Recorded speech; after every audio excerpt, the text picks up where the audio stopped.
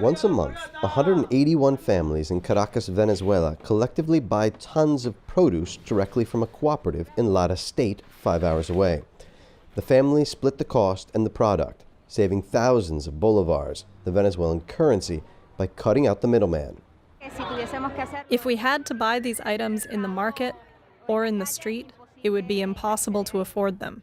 It's a way of surviving the crisis in Venezuela, a crisis that is not humanitarian, but is rooted in hyperinflation, a crisis where there is more than enough food available, but the price of that food is way too high. When the vegetables arrive, we unload the truck. And each group has the responsibility of weighing and divvying up each item. For instance, today my group is sorting out the plantains and sweet peppers. They divide up each of the products into 181 groups, one pile for each family. Then the party begins to fill each bag. They dance and sing while they pass the fruit and vegetables from one hand to the next, down long rows of people and into each bag. This is where the name of the group Alpargata Solidaria comes from. The Alpargata are slippers worn when dancing to traditional Venezuelan music joropo. Solidarity is the economy they say they're building here.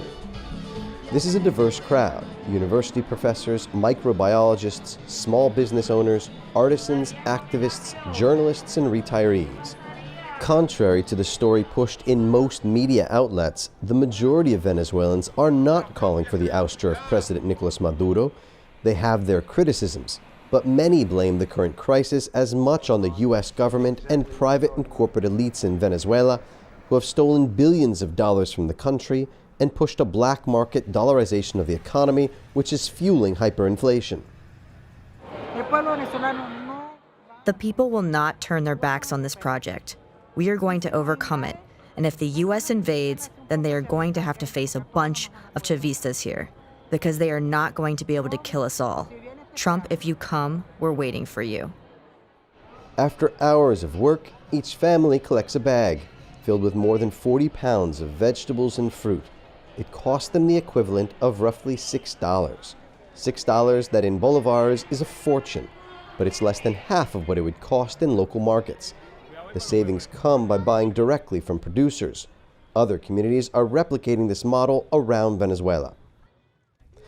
Emi Luz Pinto is a professor at the Bolivarian University.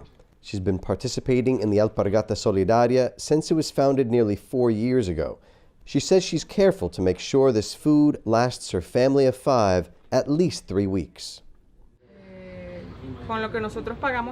With what we pay for this bag, 30,000 bolivars, people here buy 4 potatoes, a plantain, and a couple of bananas. And that's it.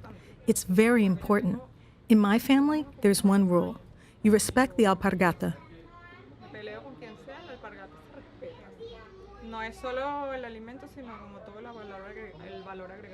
It's not just the food, but the aggregate value and the relations with the people. We're like a big family. It's like having a big family reunion once a month.